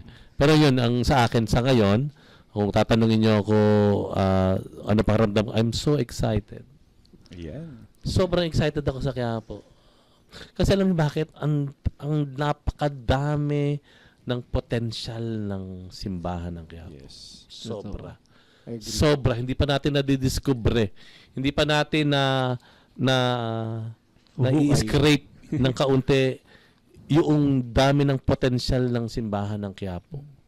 Kasi tayo, nasi-share ko to lagi kay La Francis tsaka kay Otep ang mga deboto natin is in the forefront of evangelism. Kung ako tatanungin nyo ang mga deboto ng mahal na Pong Jesus Nazareno nasa unahan ng gawain ng evangelization sa simbahan ng buong Pilipinas. Nasa unahan. We're not at the back. We're not even in the middle. We are at the forefront. Nandun tayo. Tanungin mo kung bakit. Ay, yung script natin. Tanungin mo ako. Yan. Bakit? Ba't mo nasabi, Father? Bakit po? Aray ko. Ask me. Naiihina kasi. Why? Ask me why. Ask me why? Wow! Para kilala ko yan. Hindi kasi alam niyo kung bakit. Yung mga deboto natin, they're not the typical Hindi siya yung typical na taong simbahan. Kasi ang typical na taong simbahan, makita mo, firm and proper, di ba? Yung ibang mga, iba nga, pag may tattoo kang kaunti, uy, ba't ka may tattoo? Oh, grabe. Then tapos talagang they need, para makapadami ka ng members, kailangan the whole leadership o the whole core group punta kayo doon para mag-recruit tayo ng members, no? Ang deboto ng Quiapo, hindi. Tingnan mo yung mga deboto natin. Ito yung mga tambay. Ito yung, ang bihis nila, hindi typical ba na, kasi doon ako lumaki yung typical na simbahan na ang mga members ganito. Although of course may mga members din na yung parang kapareho lang ng mga deboto natin. Pero tayo more of the usual than an exemption.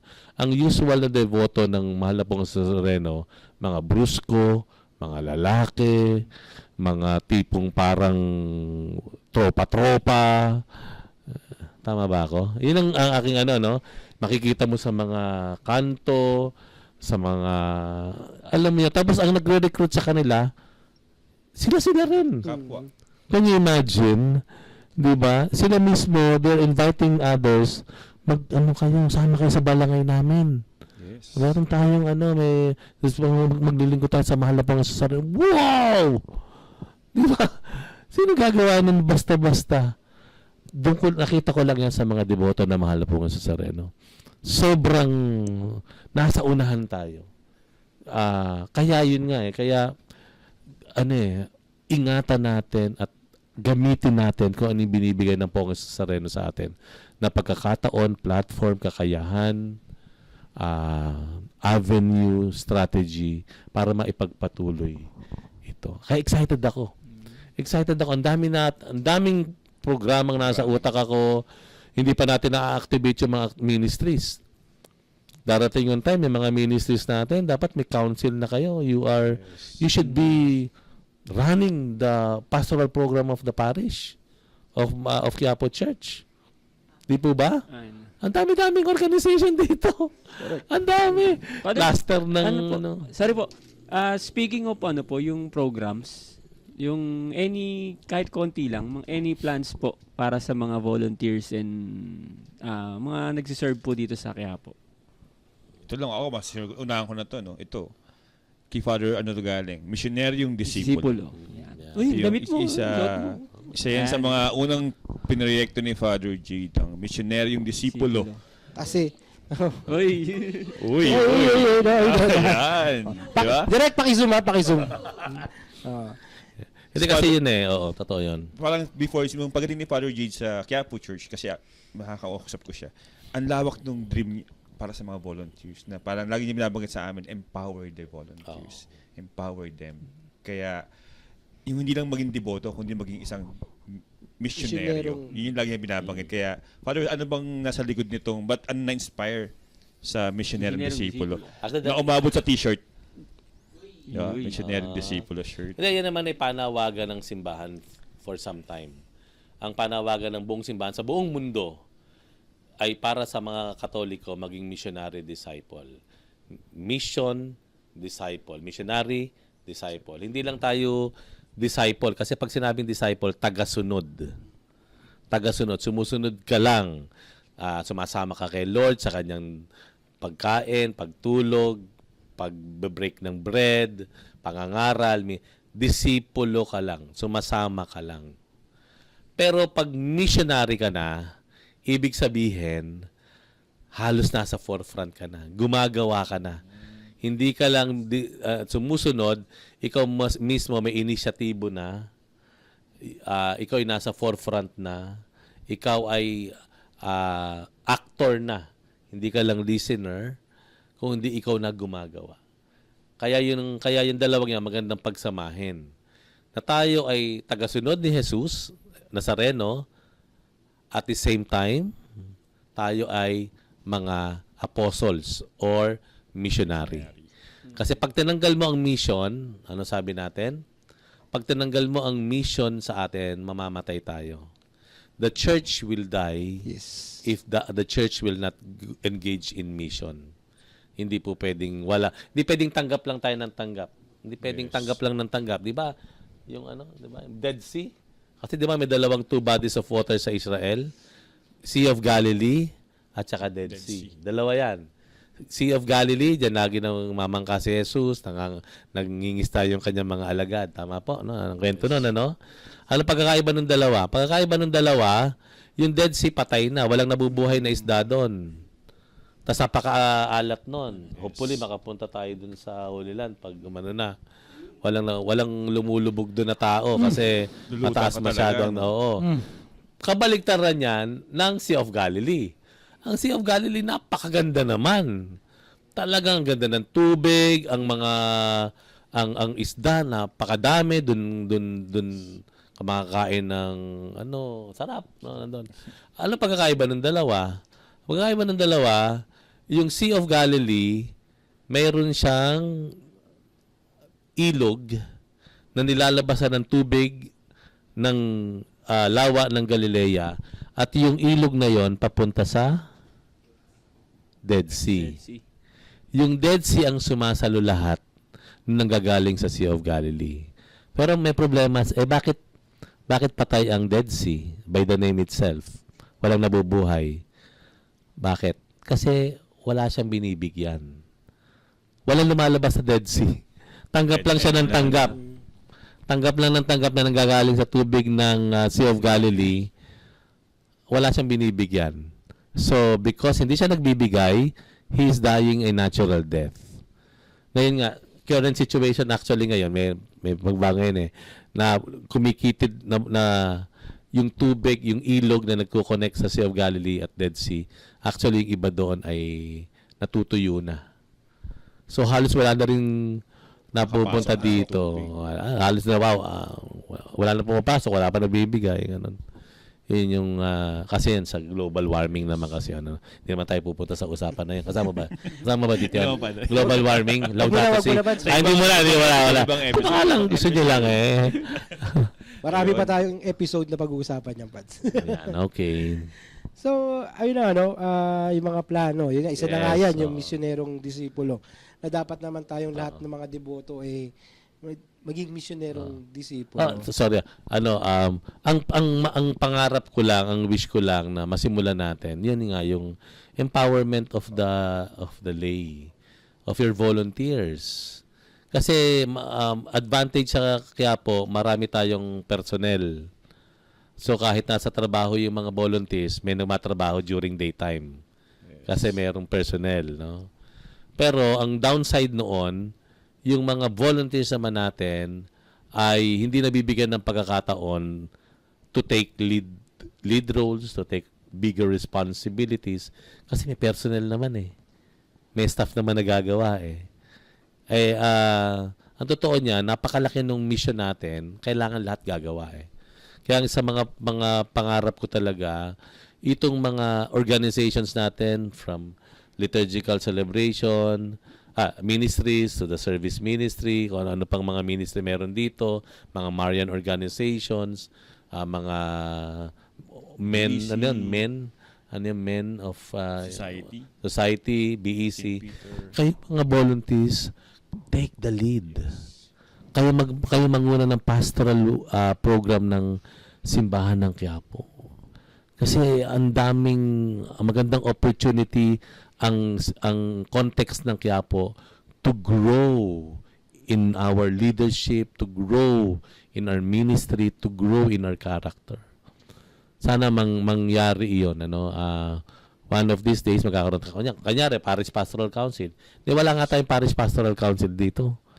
Ano yung Parish Pastoral Council? Dito yung samahan ng mga pamunuan ng mga volunteers ng iba't ibang organization na nagsasama-sama at nagpupulong-pulong sila para sa mga programa ng simbahan ng Quiapo. Wala pa nga nun Ang nag-spearhead personnel, staff.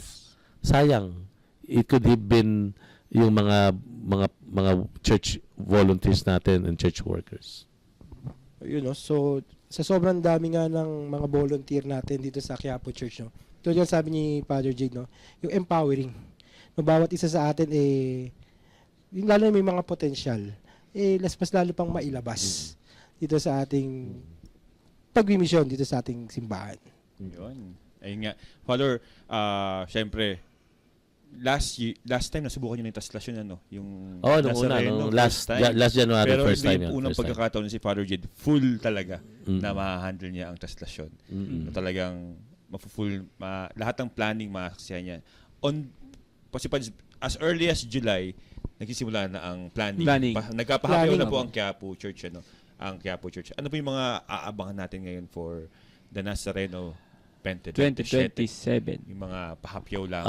31 hours nung nakaraan, ano? 33 pad. 31. 31. 30 hours, Sorry. 31. 50 minutes, 31. and blah, blah, blah.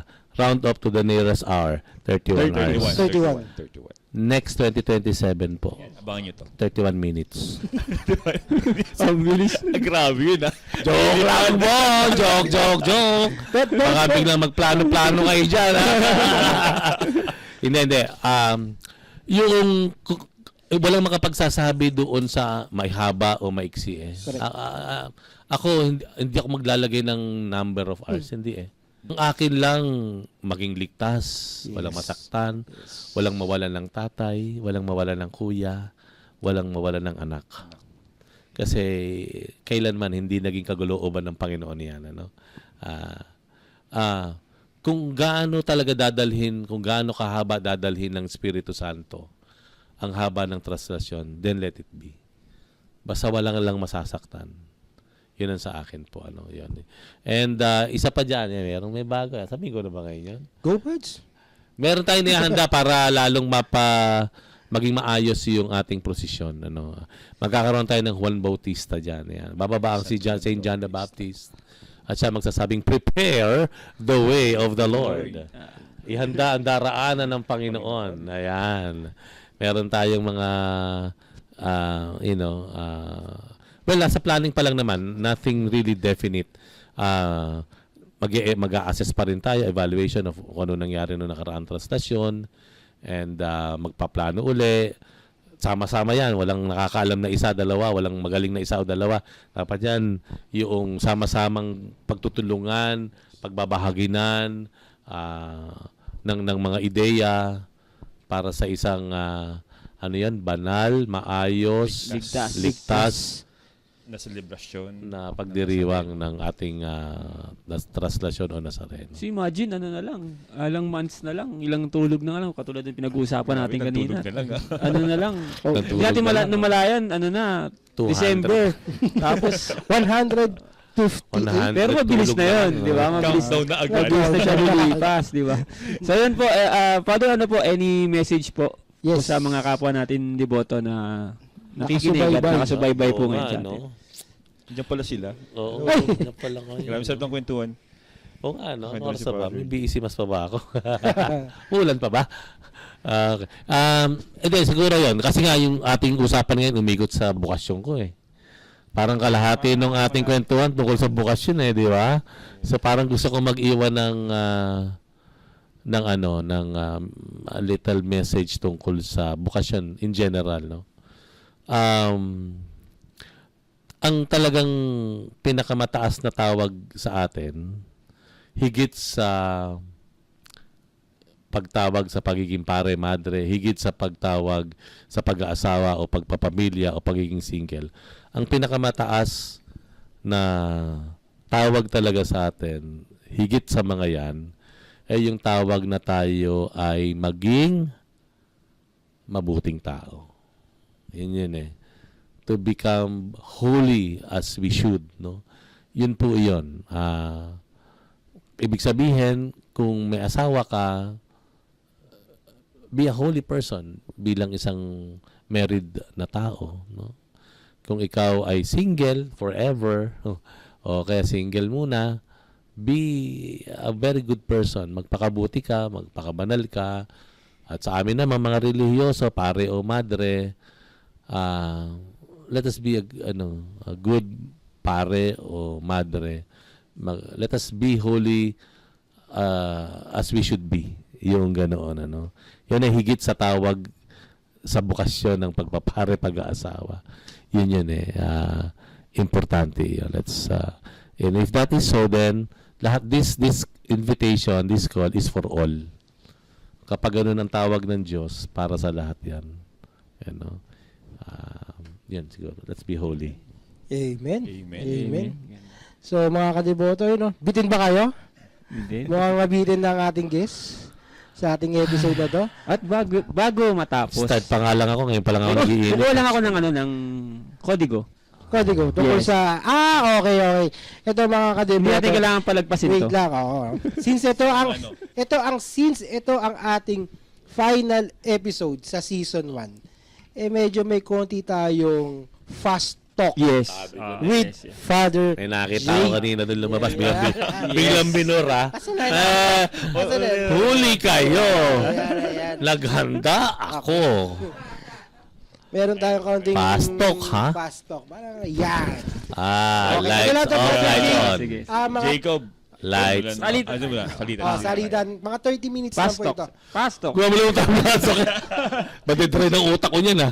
Sige. Okay. Game. Okay. Father, coffee or tea? Coffee. Lunch or dinner? Lunch. Tahimik na panalangin o sama-samang panalangin? Tahimik na panalangin. Favorite saint? San Filipineri. Mag-drive ng sasakyan o mag-drive ng motor? Motor! Ang Tinatanong mo ba yan? Lala ba yan? Kailangan mo bang memorize yan? Badminton or volleyball? Badminton! At ano pa yung sunod mo? Isang salita para ilarawan ang Quiapo Church. Nasa unahan. Okay. Nasa Isang unahan salita siya. para ilarawan naman po ang mga deboto. Malalim. Okay. Yun. At dahil dyan, Medyo konti lang eh. Kulang ba, Pads? Nabitin yata si Nabitin Pads. yata si Pads eh. Ay, yun na ba yun? Ayun naman. Oh my gosh.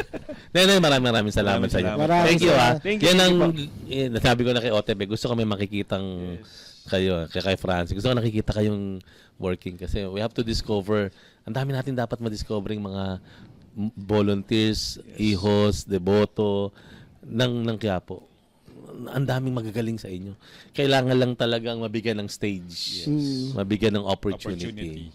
Kasi break. then, it Sabi will nga, be break, easy, ika nga. Di ba? Kaya- Bigyan ng break. Kaya tayo no, Kasi dito sa Kadiboto Podcast nagpapasalamat kay Father J dahil, Yes, yes, dahil yes. tayo, alam mo no, talagang pinupush niya tayo na yung ating kapasidad bilang hindi lang mag-serve, no, mailabas pa ang ating mga talento. So, ayun, tsaka since ito ang ating final episode sa season 1, pasalamatan natin of course ang SOCOM na since Yes. episode 1 Yes, thank you po, nandiyan, thank you po. tumutulong sa Salamat. atin. Ah, Maraming SOCOM. salamat. At sa ating So, mga kadiboto na since episode 1 ay nandyan na. Amen. Nakasubaybay. Thank you, Lord. Nakakatuwa lang kasi ng mga previous episode, nakikita natin yung mga comment nila. No, mayroon nag-comment diyan na pag nanonood ako ng podcast niya, para na rin ako nasa Quiapo. Yes. Oh. Ganun yung mga experience sila. Ano yan, yung mga OFW. Oh, wow. Sila yung Siyempre, nag-message, oo. kaya Buhay nakakatuwa lang kasi 'di ba, sa simpleng pamamaraan itong ginagawa natin pagmi-mission. Kahit pa paano nadadala natin ang Quiapo. Nafe-feel nila na nandito pa rin sila. Yun naman ang purpose natin 'di ba? Na tayo bilang lingkod simbahan, bilang volunteer dito, maging gabay din sa ating magbigay pag-asa rin ba Yes. sa ating mga kadiboto, lalo na yung mga nasa abroad. At syempre, hindi naman tayo aabot ng 12 episodes. Oo. Kung hindi dahil syempre sa guidance po ng ating team, ng production team. Yes, palapakan naman tayo dyan. Especially si Sir Francis. Sir Otep, Sir Michael, thank you po. Maraming Si Press salamat. Richard, nandyan po si Press Na Richard. nagdiriwang ng kanyang kaarawan. Papakain sa atin. Maraming salamat. Ma'am Joji. Worship ng Thank you po. Maraming sa lahat ng mga naging guest natin. Sila Yes. Brother Adrian, ng Liturgy, Sister Yes. Kim, Brother Brother JP, JP, si Sister Jane from Bukluran na kababaihan. Ayun, maraming salamat sa inyo na binahagi nyo ang inyong kwento dito para magbigay inspirasyon sa mga bawat nating kadiboto. And syempre kay Brother Jay, Yes. sa Father, tiwala. Maraming salamat. Maraming salamat po sa pagbibigay po ng tiwala Yun. para makapaghatid po tayo ng ganitong klase ng programa. Kada pupunta Yes. dito si Thank you Father po, Jake, thank you po. hindi tayo talaga, lagi tayo kinakamusta. Yeah, Lagi may pasalubong. Pagdating lang. Oh. Lagi may pasalubong. Anti-aging. Napaka-healthy lagi. Ang healthy. At syempre, ang mahal na po ang Jesus Nazareno. Yes. Yan. Yan. Amen. Dahil yan ang ating Guided. sentro. Syempre, guided tayo. Yan. Kaya umabot tayo ng ganito. Yan At ang- aabot pa sa mga susunod na, alam nyo na yan. Magkakaroon pa tayo ng mga susunod pang season. Yes. Dahil yan sa gabay at awa. So ito, ang season na to, itong episode pala na to ay hindi ito yung wakas. Ito ay simula. Magsisimula pala. Nagsisimula. Nagiinit pa. Mag-iinit pa lang. Ika nga sa motor, Father Jade, no? Ay, yun lang. Ano pa lang. Primera pa lang tayo. Warm pa lang. Warm pa lang. Masira ang makina. Ayun. So, yun, Brother Otep. Maraming salamat Salamat din kay Brother Yes. Otep, no? Oo naman. Thank you, Dahil, Jacob, thank you. si Brother Otep, laging nandyan. The end. Yes, yes. Laging nandyan. Brother Otep. Welcome anytime para sa programa at para sa ikadalago pa ng ating Yes. kasi malawak yung ating pwedeng ma-reach sa evangelization para Ito inform natin, bilang isang IOS del Nazareno, nasa cluster tayo ng evangelization. Yun. mission natin ito Yes. na ipalaganap ang debosyon kay Poong Jesus Nazareno. Amen. Maraming Amen. salamat ulit, Maraming Brother salamat Otep. po, Maraming salamat sa laging pagsalo kay Brother Adrian.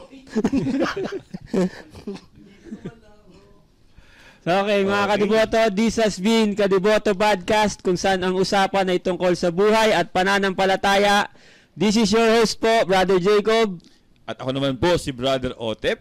At ako naman po si Brother RJ. Kita-kita po ulit tayo sa susunod na season ng ating Kadiboto Podcast. Muli mga Kadiboto, Viva Poong Jesus Nazareno! Viva! Bye!